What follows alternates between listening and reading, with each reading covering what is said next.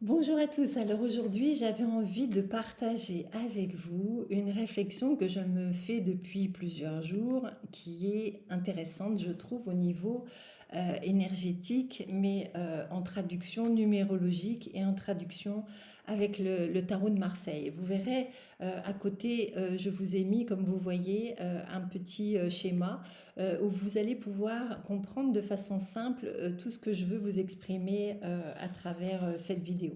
Alors je trouve ça hyper intéressant et moi je me suis dit waouh, qu'est-ce que cette grande pièce de théâtre que nous sommes en train de vivre tous en ce moment, parce que c'est vraiment de cela dont il s'agit. On a vraiment cette sensation d'être dans une pièce de théâtre géante où tout nous échappe et plus rien n'a de sens. Alors, en tout cas, c'est ma réflexion, tout ça, hein. Je vous dis pas, je vous demande pas forcément d'adhérer, mais c'est vraiment le partage. J'ai essayé de le faire de la façon la plus neutre possible, en exprimant juste ce que veulent nous dire les nombres. Alors, en numérologie, nous sommes dans des énergies annuelles. Donc en temporalité, nous sommes toujours dans un cycle de 9 années, hein, et on traverse chacune des années les unes derrière les autres. Et quand on est de l'année 1 à l'année 6, nous allons être dans des années de construction. Quand on arrive en année 7, 8 et 9, nous sommes dans des années de bilan. Donc ça, c'est très intéressant à regarder parce que cette année, nous traversons la deuxième année du bilan puisque nous sommes en énergie 8. Je l'ai obtenu, regardez sur le petit schéma, en faisant 2 plus 2 plus 4, ça nous donne 8. Donc ce sont les énergies collectives que nous traversons cette année. Et qu'est-ce que ça signifie cette énergie 8? Alors le 8 est un nombre très puissant et c'est vraiment le nombre de la réalisation ou de la chute. Réalisation quand on a beaucoup travaillé par exemple et on va récolter les fruits de son travail, où on a travaillé sur un projet, il va se réaliser cette année, donc ça c'est clair, mais également au niveau collectif où on est confronté à cet aspect-là. Alors ce 8, comme vous le voyez, hein, il y a cette notion de boucle qui monte et qui descend, et il y a cette notion de ce qui n'est pas réglé va revenir. Alors, c'est cette notion de karma, de transgénérationnel. Donc c'est peut-être une année pour certains où vous allez voir que vous êtes confrontés peut-être à aller regarder chez vos ancêtres ce qui s'est passé dans leur vie pour pouvoir peut-être régler un schéma répétitif ou un secret de famille qui ressort des fonds de tiroir. Donc ça c'est au niveau individuel, mais au niveau collectif pour moi c'est intéressant de regarder ce qui s'est passé dans notre histoire et de regarder ce qu'ont fait les générations précédentes, comment ils ont agi, les décisions qu'ils ont prises pour peut-être éviter de reproduire les mêmes schémas. Donc ça, c'est une réflexion que j'ai en tout cas par rapport à ce 8. Et vraiment, ce 8, regardez, je vous parlais de bilan. Donc l'an dernier, nous étions en année 7, 2023, 2 plus 2 plus 3. Et c'était la première année de bilan où on nous demandait de faire le bilan avec soi-même, d'être dans une sorte de remise en question. Et c'était une année où on sentait qu'on avait besoin de s'isoler, peut-être pour aller chercher notre propre vérité et d'être davantage dans l'authenticité. Nombreuses sont les personnes autour de moi qui l'ont ressenti et moi également. C'était vraiment une année très très particulière et on avait tous hâte qu'elle se termine. On avait l'impression que c'était au ralenti, que les choses étaient un peu sclérosées, donc c'était intéressant de repartir sur une énergie plus puissante, plus forte, mais c'est pas pour ça que c'est plus facile. Alors regardez bien quand je vous parle de bilan, donc l'an dernier le bilan avec soi, cette année on est dans le bilan entre soi et l'extérieur. C'est une année où on nous demande d'écarter de notre vie tout ce qui ne nous convient plus dans tous les domaines. Donc c'est vraiment intéressant de regarder sous la forme de les énergies nous aident, nous proposent de le faire. Après, chacun peut faire ce que bon lui semble, bien entendu. Nous sommes libres. Mais il est intéressant de regarder parce que si on ne profite pas de cet instant et de cette proposition qui nous est faite cette année, qu'est-ce qui va se passer? Tout ce qui ne nous convient plus, on va le garder dans notre sac à dos et l'emmener dans le prochain cycle. Donc c'est vraiment cette notion qui est intéressante aussi à regarder pour pouvoir se respecter et mettre de la clarté dans notre vie. Regarder la balance qui représente ce 8, la justice. Regardez la balance qui est en équilibre, hein, et on voit bien que le personnage tente de garder cet équilibre. Et vraiment, c'est cette notion d'être juste avec soi, de se respecter et d'être dans l'équilibre de sa vie dans tous les domaines. Ça, c'est vraiment un symbole qui est très fort avec cette carte-là. Donc, il y a également cette notion de puissance avec ce 8 parce que c'est un nombre, c'est le nombre de simple de 1 à 9 qui est le plus puissant, qui a le plus d'énergie. C'est vraiment la passion, les excès, le combat, c'est ça le 8 hein, en numérologie. Et qu'est-ce qu'on va faire de cette puissance? Alors bien entendu, on a besoin par moment d'avoir cette énergie de combat à notre portée parce que combattre pour une maladie, combattre pour une bonne cause, ça peut être utile ou pour un projet.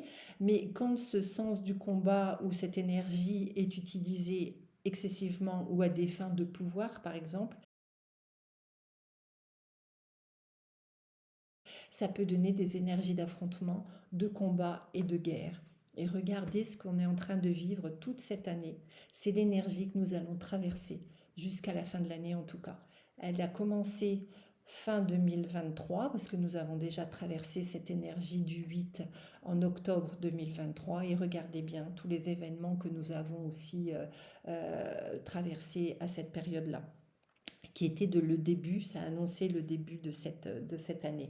Alors c'est vraiment une année, comme on est en fin de cycle, où il est important de prendre en compte que c'est une année où on construit, c'est une année où on prépare, c'est une année où on va créer notre prochain cycle.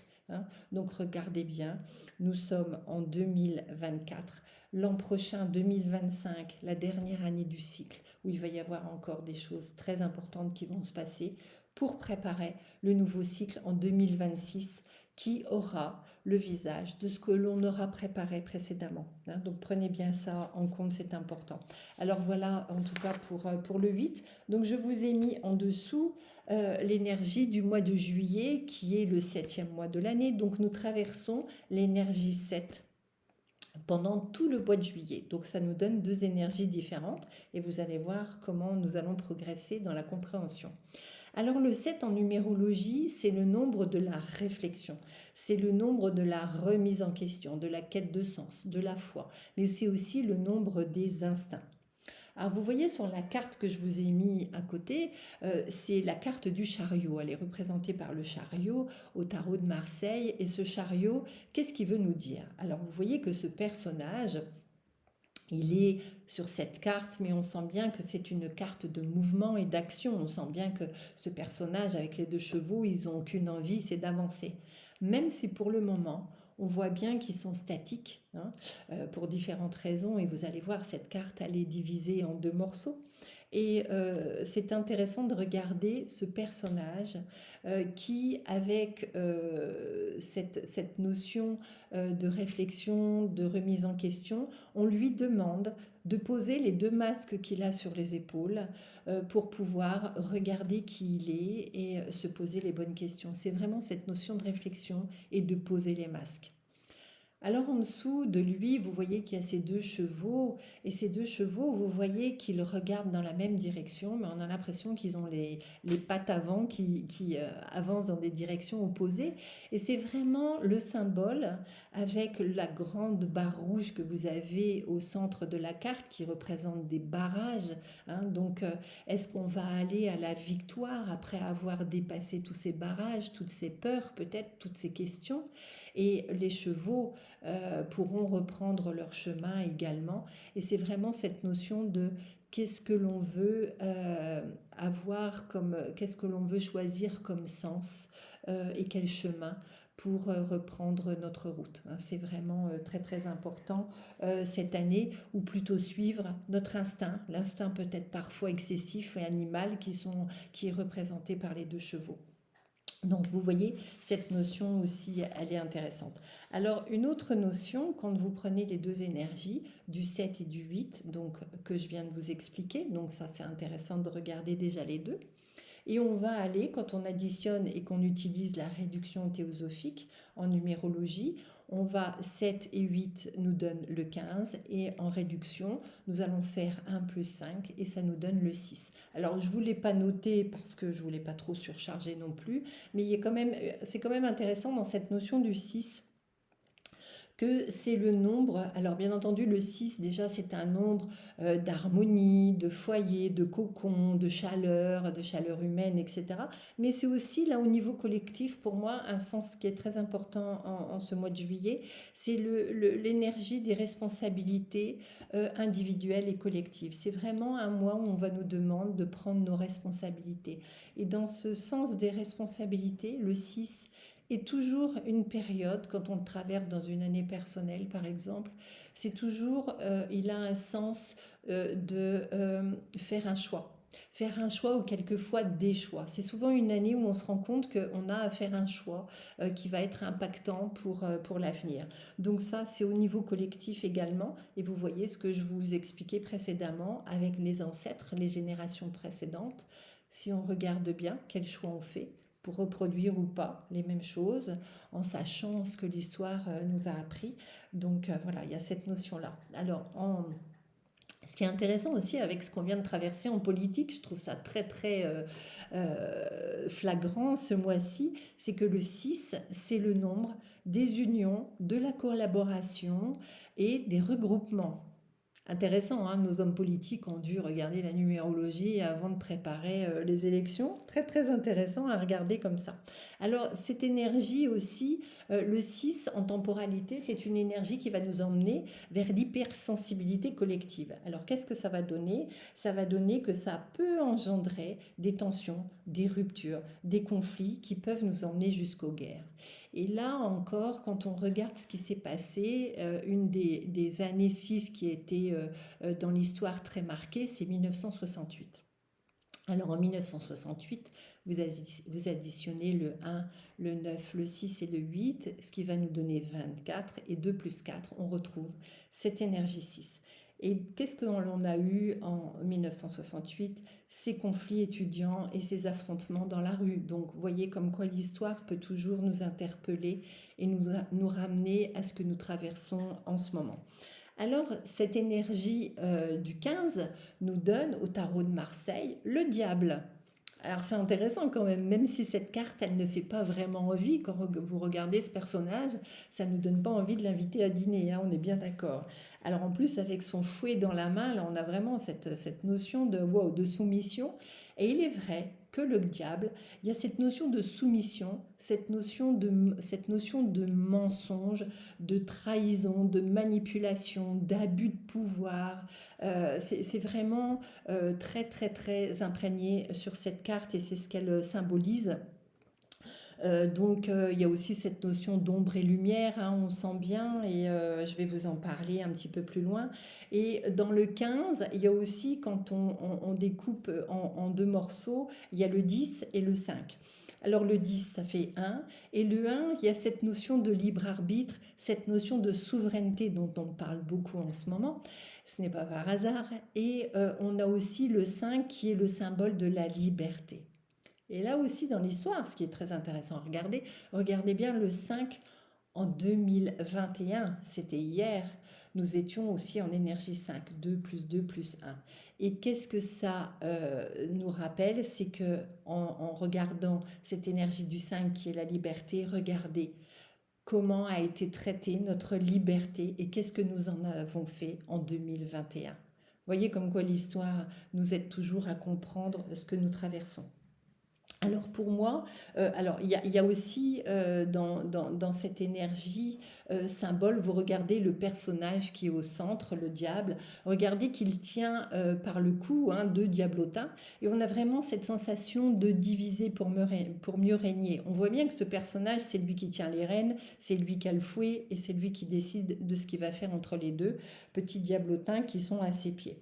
Donc c'est vraiment cette notion de diviser pour mieux régner et cette notion de soumission qui est très parlante dans cette carte. Je regarde mes petites notes en même temps pour ne rien oublier. Alors, c'est vraiment, regardez ce diable, il est posé aussi sur une boule d'or. On a l'impression qu'il est posé sur cette boule d'or qui est elle-même posée au sol sur un sol très noir. Et c'est ce qu'on appelle en alchimie et c'est ce que symbolise aussi cette carte. Qu'est-ce que nous allons faire de toutes les représentations négatives et les symboles négatifs de cette carte? Qu'est-ce que nous allons en faire et comment nous allons transmuter ce plomb, ce négatif en or et en lumière? Pensez bien à cela parce que pour moi, c'est vraiment les énergies du moment et on le sent tous, on ne peut pas le nier, hein. Donc pour moi, c'est la question que l'on a à se poser en juillet 2024, c'est que sommes-nous prêts à accepter pour déjouer l'emprise ou à rester dans la codépendance, comme ces deux petits diablotins. Vraiment, c'est quelque chose qui pour moi est très important en cette fin de cycle parce que ça vient nous dire qu'est-ce que nous souhaitons emmener dans le prochain cycle. Regardez bien ces deux petits diablotins. Et c'est quelque chose pour moi qui est extraordinairement symbolique et très parlant en tout cas de ce qui se passe sur toute la planète. Parce que bien entendu, cette pièce de théâtre, elle est mondiale, hein, vous avez bien compris. Donc voilà, ça, c'était vraiment quelque chose que je souhaitais partager avec vous parce que je trouve que c'est tellement parlant dans cette énergie de juillet 2024 que j'ai eu envie de faire cette vidéo. Alors j'en ferai d'autres quand l'inspiration me vient et cette envie parce que moi je marche, je fonctionne comme ça. Alors si vous voulez bien, faites-moi un petit like, abonnez-vous, c'est toujours agréable de voir qu'on a été regardé parce que on y consacre du temps, on y met de l'énergie, donc voilà, c'est important. Alors à bientôt et je vous laisse à cette réflexion de savoir ce que vous voulez emmener dans le prochain cycle. À bientôt.